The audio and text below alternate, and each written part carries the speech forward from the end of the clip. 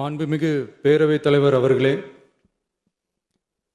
முதலில் நம்பிக்கை தீர்மானத்தில் மக்களுக்கான இந்த ஆட்சியை, மனசாட்சி உள்ள மக்களாட்சியை ஆதரித்து வெற்றி பெற செய்த மாண்புமிகு உறுப்பினர்கள் அனைவருக்கும் நெஞ்சார்ந்த நன்றியை நமது அரசின் சார்பாக தெரிவித்துக் கொள்கிறேன். நடைபெற்று முடிந்த சட்டமன்ற தேர்தலில் எந்த அணியும் இல்லாமல் தனி அணியாக, தனி சிறப்புமிக்க அணியாக, மக்கள் அணியாக, மக்களை விரும்பும் அணியாக, மக்கள் விரும்பும் அணியாக களம் காண்டோம். 1967 and 1977 தேர்தல்கள் வாயிலாக அமைந்த சாமானியர்களின் அரசை போலவே 2026 சட்டமன்ற தேர்தல் வாயிலாக தமிழக வெற்றிக் கழகமும் சாமானியர்களின் அரசையே அமைக்கும் என்று மக்களிடம் தீர்மானமாக கூறினோம்.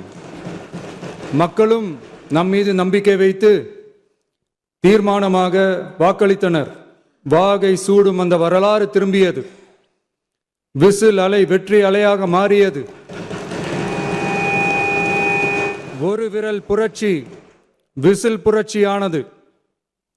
கட்சி ஆரம்பித்த 3 ஆண்டுகளுக்குள் 34.92% 1,72,26,208 வாக்குகளை மக்கள் தந்தனர். தமிழக வெற்றிக் கழகத்தை தனி பெரும் கட்சியாக சட்டமன்றத்திற்கு அனுப்பி வைத்தனர். கட்சி ஆரம்பித்த 3 ஆண்டுகளுக்குள்ளேயே மிக மிக சிறிய அளவில், ஒரு நூல் இழைவில் தனி பெரும்பான்மை கொஞ்சம் தள்ளி போய் இருக்கிறது.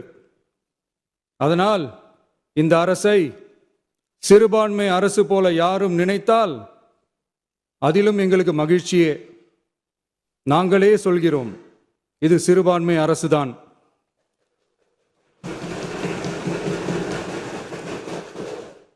சிறுபான்மை மக்களுக்கான பாதுகாப்பை உண்மையாக நிலைநாட்டும் அரசுதான்.